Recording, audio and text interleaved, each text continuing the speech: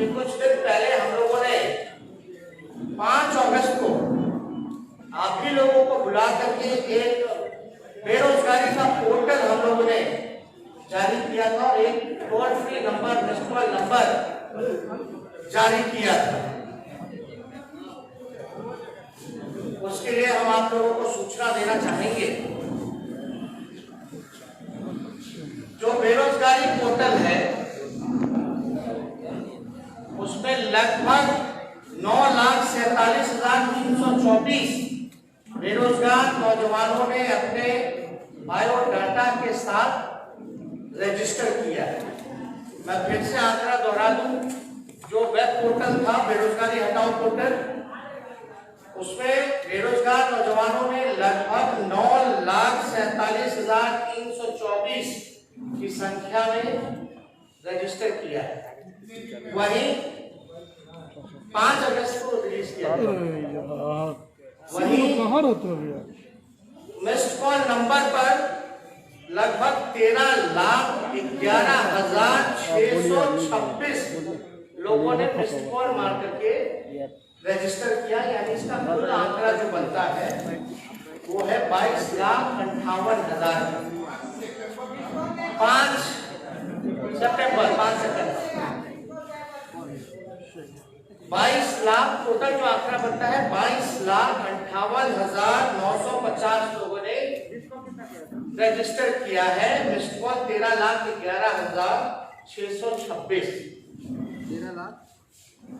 13,11,626। आप सब लोग जानते हैं कि देश भर में व्यापक बेरोजगारी की समस्या है। हमारे नौजवान पढ़ लिख करके डिग्री लेकर के बेरोजगार है। जिनको रोजगार था उनका भी रोजगार जो है वो छिन गया है। और इसको लेकर के हम लोगों ने कई बार लॉकडाउन से पहले भी हम लोग जो है यात्रा पर निकले थे, लेकिन लॉकडाउन की वजह से ये पूरा नहीं हो पाया। लेकिन लगातार हम लोग जो है बेरोजगारी के मुद्दे पर हमारी पार्टी गंभीर है। हमने पहले भी कहा था, इसको लेकर के हमारी एक्सपर्टीज जो है, इकोनॉमिस्ट जो है, उनसे बातें चल रही हैं। जो इस विषय के जितने भी बुद्धिजीवी लोग हैं उनसे बातें चल रही हैं कि बिहार जो है, खासतौर पे पूरे देश भर में सबसे युवा प्रदेश जो है वो बिहार है और लगभग 60% युवाओं की यहाँ आबादी है। लेकिन बिहार जो है बेरोजगारी का केंद्र बन चुका है इस देश में। सबसे ज्यादा पलायन यही होता है, सबसे ज्यादा गरीबी और भूखमरी बिहार में ही है। और हमने पहले भी जो दर बताया था, आंकड़ा बताया था, जो सबसे ज्यादा बेरोजगारी है 46.6% जो दर है बेरोजगारी का है। ध्यान से सुनिएगा, ये गंभीर मसला है। 46.6 जो परसेंटेज है वो बेरोजगारी का है। हम लोगों ने लोगों को कहा था कि हम लोग बेरोजगारों नौजवानों के साथ हैं और आने वाले समय में अगर हमको मौका मिलेगा तो ये जो भारी व्यापक जो समस्या जो है इसको हम लोग दूर करेंगे। ये वादा नहीं है बल्कि मजबूत इरादे के साथ हम लोगों ने इस पर काम किया। मैं आपको बता दूं, इसके बाद में कुछ आंकड़े भी आप लोगों के सामने रखेंगे। सवाल होगा कि भाई आप रोजगार कैसे दीजिएगा, रोजगार का सृजन आप कैसे कीजिएगा। मैं बिहार के नौजवानों युवाओं से ये कहना चाहता हूं कि राष्ट्रीय जनता दल को मौका मिलेगा, जब सरकार बनेगी तो पहला कैबिनेट मीटिंग जो होगा, पहला जो कैबिनेट मीटिंग होगा, पहले दस्तखत से लगभग 10 लाख नौकरियां निकाली जाएंगी। 10 लाख नौकरियां निकाली जाएंगी। और ये वादा नहीं है, मजबूत इरादा है। हम लोग झूठ नहीं बोल रहे। झूठ बोलने वालों को लोगों ने देखा है, जाना है। साल में 2 करोड़ रोजगार देने की बात कही जा रही थी। दूसरी तरफ 15 साल में जिन लोगों ने सत्ता में राज किया, बिहार को कंगाल बना दिया। एक बिहारी पर लगभग 37,000 रुपए का कर्ज हो चुका है। 12.5 करोड़ की आबादी है। बिहार पर भार हो चुका है। इसलिए हम सब लोग इस चीज को लेकर के गंभीर थे।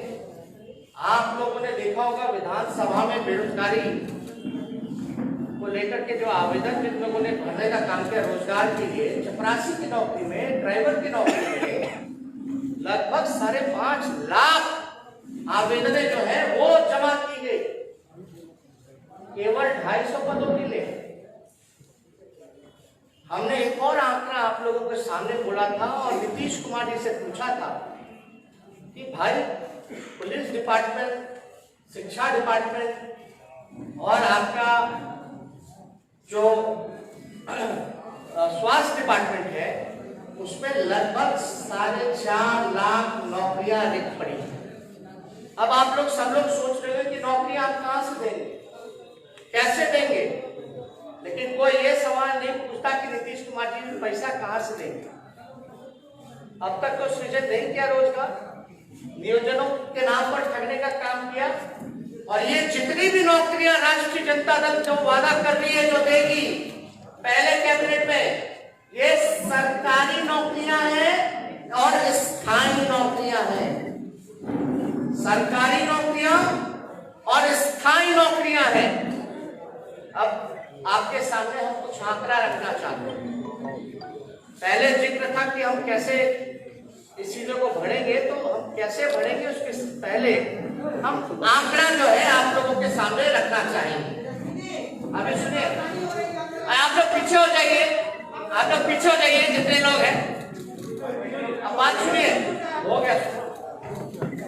अब ये आंकड़ा ध्यान से सुनिएगा, ये बिहार के लिए सबसे महत्वपूर्ण आंकड़े हैं।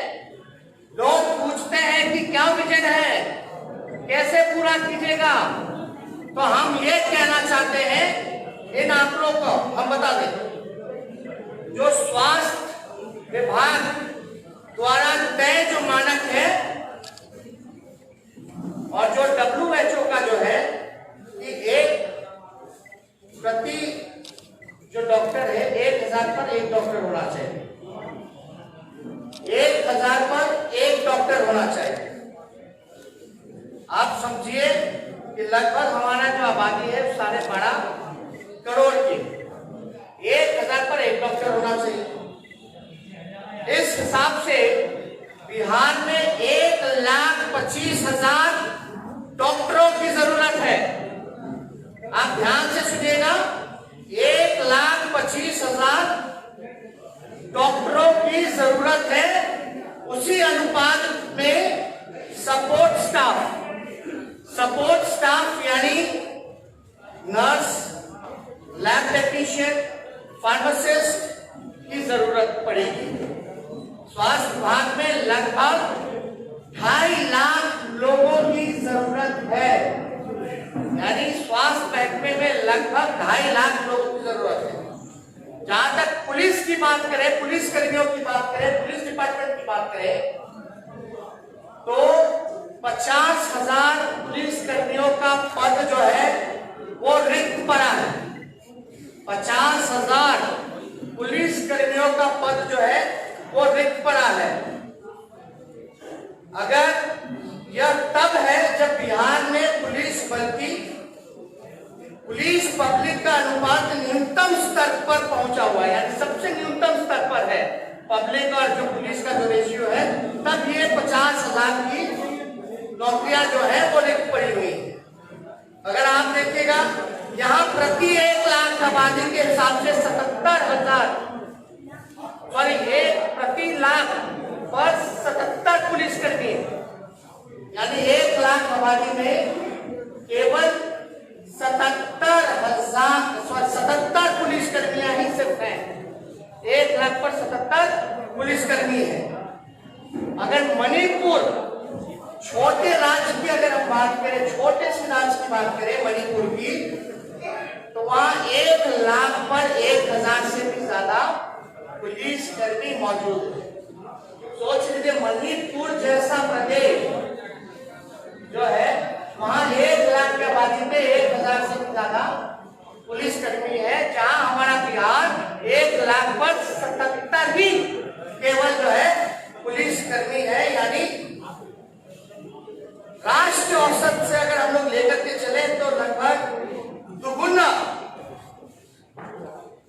144 प्रति 1 लाख आबादी है। यानी राष्ट्रीय औसत जो है 144 का है।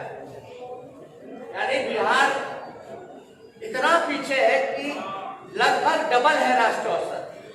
तो हम इतने फिसड्डी हैं। ये सारे पद सबसे इंपॉर्टेंट है जो खाली है और कुछ पदे हैं जिसकी आवश्यकता है मानकों के हिसाब से। तो टोटल पुलिस का, बिहार पुलिस का जो स्ट्रेंथ है वो 1,26,000 ही है।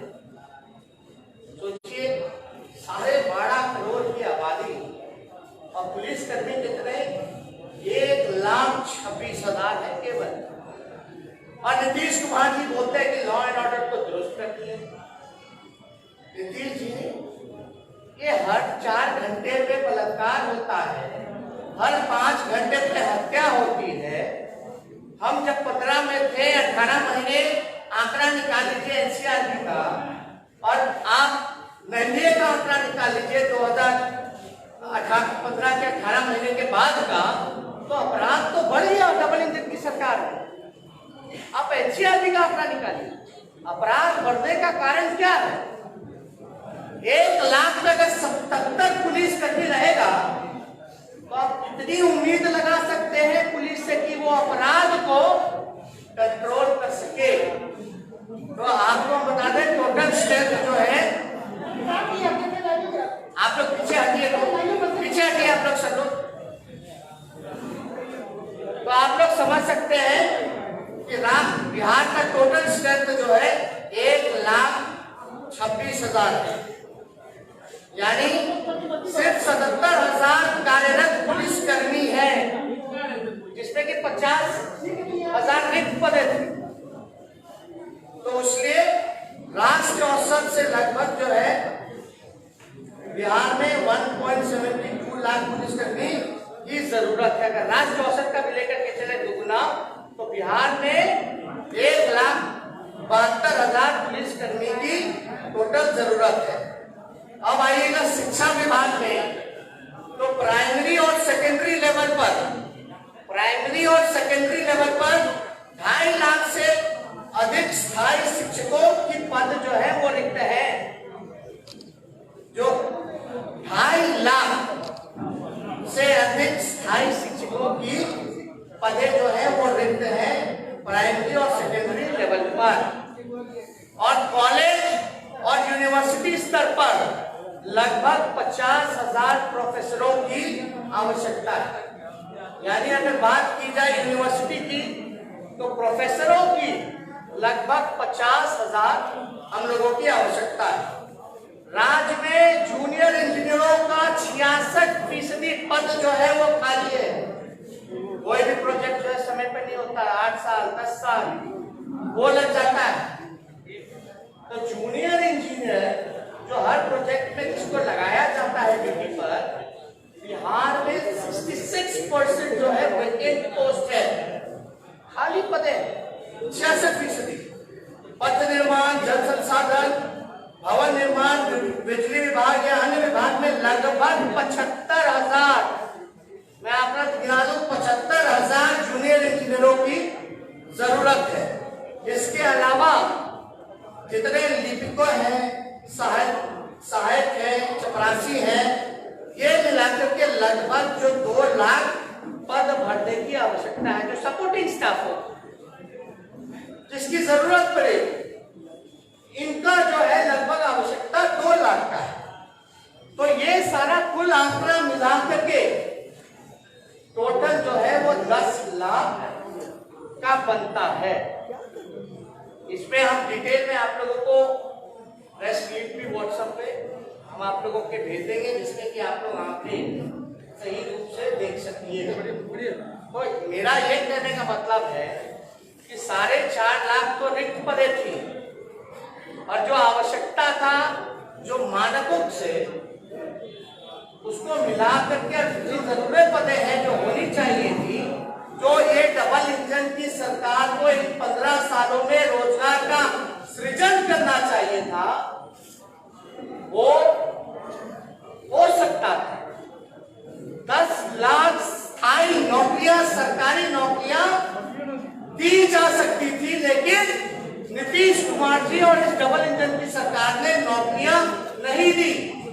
और हम आपको बता दें एक और बात, ये 10 लाख नौकरियां पहले कैबिनेट के पहले कलम से जो निकलेगा, यानी 2 महीने बाद ये सारे पदों को भरने की कवायद शुरू कर दी जाएगी। बिहार के नौजवानों को ये पदे जो हैं 2 महीने बाद ये भरने की शुरुआत कर दी जाएगी। और दूसरी महत्वपूर्ण बात है, ये केवल सरकारी सेक्टर है। जो बेरोजगार होकर के जो कृषि में काम कर रहे थे, किसान का काम कर रहे थे, अब इस बिल के बाद उनकी भी रोजी रोटी पर इन सरकार ने आफत लाने का काम किया। ये केवल सरकारी स्थायी नौकरी के बारे में हमने जिक्र की है। इसके अलावा भी जब कारखाने लगेंगे, इन्वेस्टमेंट आएगा, आईटी पार्क लगेगा, फूड प्रोसेसिंग यूनिट लगेगा, टूरिज्म में व्यापक सुधार होगा, पर्यटक आएंगे, रोजगार के अवसर, बिजनेस के अवसर, वो व्यापक रूप से रोजगार जो है सृजन का एक बड़ा माध्यम होगा। खेल कूद जगत सारी चीजों को अगर देखेंगे, और जितना अनऑर्गेनाइज सेक्टर है जो सरकार की गलत नीतियों के कारण उसको तबाह कर दिया गया, उन सारे चीजों का जल्दी ही हम आप लोगों के सामने ब्लूप्रिंट, विजन कि उन अनऑर्गेनाइज सेक्टर में हम कैसे काम करेंगे, वहां हम रोजगार कैसे उपलब्ध करेंगे। तो आप समझ सकते हैं कि अगर हम लोगों को मौका मिलेगा तो हमारी पहली प्रायोरिटी होगी कि बेरोजगारों को हम लोग स्थायी नौकरी, रोजगार देने का काम करें, जो कि डूएबल था, किया जा सकता था। अब सवाल पूछे कि 15 साल राज करने वाले लोगों ने बिहार को बेरोजगारी का केंद्र क्यों बनाया? क्यों इतनी लाखों पद और इतनी पदों की आवश्यकता पड़ रही है? चाहे इंजीनियर्स हो, डॉक्टर्स हो, टीचर्स हो, प्रोफेसर्स हो, उनके सपोर्टिंग स्टाफ हो, नर्सेस हो, प्यून हो, चपरासी हो, हर जगह जो है व्यापक। और यहाँ बीपीएससी का तो हाल आप लोगों ने देखा ही। कोई भी प्रक्रिया जो है 4 साल 5 साल में भी पूरी नहीं की जा सकती है। परीक्षा का जो है वो रिजल्ट नहीं आ पाता है, और जब आता है तो उसमें भी धांधली की जाती है। तो ये सारे विषयों पे हमारी सरकार जो है वो ध्यान देने का काम करेगी। जनता ने वोट बनाया है कि जितने लोगों ने इनको ठगने का काम किया है, इस बार बिहार की जनता, खासतौर पे नौजवान, ठगाएगा नहीं। और राष्ट्रीय जनता दल सभी जाति के लोगों को, सभी वर्ग के लोगों को, सभी धर्म के लोगों को इकट्ठे लेकर के चलने का काम करेगा। इसलिए हम समझे कि ये बातें आप लोगों के सामने आनी चाहिए। अब जवाब दे नीतीश कुमार, इन 15 सालों में आपने नौजवानों को बेरोजगार क्यों रखा? आपने उन नौजवानों को वो अधिकार क्यों नहीं दिया? आपने नौकरी के बदलाए लाठी क्यों मारा? ये नीतीश कुमार जी को जवाब देना पड़ेगा। और व्यापक स्तर से जो है पूरे बिहार में लगभग 60 घोटाले हुए हैं, जिसका अरबों करोड़ों रुपया लूटा गया है, लेकिन वो पैसा रिकवर क्यों नहीं किया गया? लोग काले धन की बात करते थे लाने की, लेकिन बिहार में सृजन घोटाला जैसा इतना घोटाले हुए, धान घोटाला हुआ, बीएड घोटाला हुआ, 7 निश्चय घोटाला हुआ, जनरल घोटाला हुआ, हर जगह आप देखिएगा तो घोटाले ही घोटाले आप लोगों के सामने नजर आते हैं। इसका पैसा कहाँ गया, किससे पूछेगा सवाल हम किससे पूछे? हम तो नीतीश जी से पूछेंगे, वही मुखिया है, 15 साल से है कि बिहार का लाखों अरबों करोड़ों रुपया कहाँ गया, उसके रिकवरी के लिए आपने कोई गंभीरता नहीं दिखाई, कोई चिंता नहीं दिखाई। वो पैसा ना आपका था ना मेरा था, वो बिहार की 12.5 करोड़ बिहार की जनता का पैसा था, जिसको लूट मार करके आप लोगों ने बर्बाद कर देने का काम किया, खजाना की चोरी करवाने का काम किया गया, एस्टिमेट घोटाला। तो इसलिए अगर आप लोगों के पास कुछ बेरोजगारी या इस विषय पे अगर कोई सवाल होगा तो आप लोग चाहेंगे कि इसका जवाब आप लोग नीतीश कुमार के एक डिसीजन पर आपसे क्लैरिटी चाहेंगे। पिछले 2 सालों में ये बात को लेकर विवाद हो रहा है कि बिहार में शराबबंदी है, उसको लेकर के गवर्नमेंट को मॉनेटरी लॉस बहुत हो रहा है। हमने पहले स्पष्ट बोल दिया, बेरोजगारी पे सवाल है तो पूछिएगा, ये सारी चीजें मैनिफेस्टो पे हम लोगों का काम चल रहा है। जल्दी विजन जो है आप लोगों के सामने रखेंगे, लेकिन ये जरूरी था। हम आपको बता दें लगभग 22 आपको बताया जाएगा ना, भाग नहीं था अभी यही हम भी यही विषय भैया बेरोजगारी पे बात कीजिएगा तो आपके भी नाती रिश्तेदार होंगे, उनको भी रोजगार मिलेगा, सब लोगों के हैं, सब लोग को ये तो समझिए कि 22 लाख लोगों ने रजिस्टर किया इन चंद दिनों में।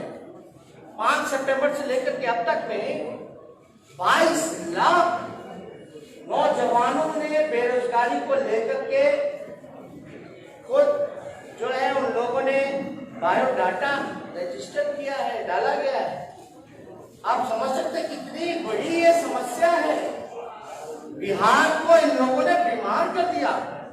और नीतीश कुमार जी से भूखमरी पे बात की जाए, पलायन पे बात की जाए, गरीबी पे बात की जाए, बेरोजगारी पे बात की जाए तो कोई जवाब नहीं देते। ये बड़ा आश्चर्य लगता है। हम लोगों को गाली देना है, स्वागत आप दे सकते हैं, दिलवा सकते हैं, लेकिन आप बिहार के मजदूरों का जब आप अपमानित करते हो, पैर में छाले लगवाते हो, उनको चोर अपराधी कहते हो, तो ये बर्दाश्त बात है। सुप्रीम कोर्ट के ऑर्डर के बाद भी बिहार में उन मजदूरों को रोजगार नहीं दिया गया।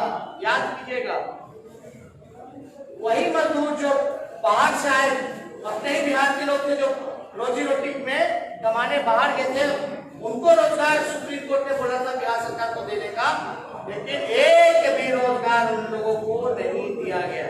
ये जो रोजगार की बात कर रहे हैं, 2015 में बेरोजगारी की याद नहीं थी, नौजवानों की याद नहीं थी कि आप देने को। और दूसरा सवाल, जब आप सवाल कर रहे हैं तो नीतीश कुमार व्यक्तिगत हमला करते हैं आपको। बात सुनिए, पहला सवाल 2015 की बात है। हम सरकार में थे, याद होगा, डिप्टी सीएम थे, हालांकि जनादेश की चोरी हो गई, नीतीश जी तो भागे। लोग सुनते थे कि विधायक की चोरी होती है, विधायक खरीदे जाते हैं, लेकिन मुख्यमंत्री की चोरी हो गई, मुख्यमंत्री बिक गए। ये पहला ऐसा राज्य होगा। दूसरी पहली बात हम होते 2015 में हम लोगों ने डोमिसाइल कानून की बात की थी। डोमिसाइल कानून की बात हम लोगों ने की थी। बगल का राज्य जो है की थी कि नहीं की, इसलिए की थी कि बिहार के लोगों को बिहार में ही रोजगार मिले। तो डोमिसाइल कानून दूसरे राज्य जो है, महाराष्ट्र हो, झारखंड हो, मध्य प्रदेश हो, मध्य प्रदेश में तो 100% डोमिसाइल कानून जो है वो लागू कर दिया गया। झारखंड में भी 100% जो है डोमिसाइल कानून जो है लागू कर दिया गया, लेकिन नीतीश कुमार जी ने हमारी बात को नजरअंदाज किया। तो ये बात, ये चीजें, ये चिंता तो हम लोगों की थी। जो बिहार का पैसा शिक्षा में, चिकित्सा में और आपका रोजी रोटी के लिए जो बाहर जाता है, ये तो चिंता हम लोगों की रहती और हम लोग इस पर काम करते हैं।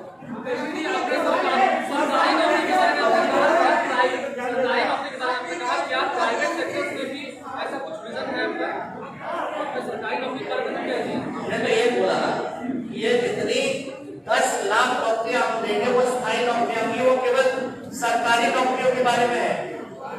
लेकिन इसके अलावा भी कारखाने आएंगे, उद्योग लगेगा, इन्वेस्टमेंट आएगा, टूरिज्म बढ़ेगा, फूड प्रोसेसिंग यूनिट लगेगा, सेल लगेगा तो उसमें भी रोजगार जो है आप समझ सकते हैं कि 10 लाख तो कम ही होगा, उससे भी ज्यादा व्यापक रूप में लोगों को अपॉर्चुनिटी हम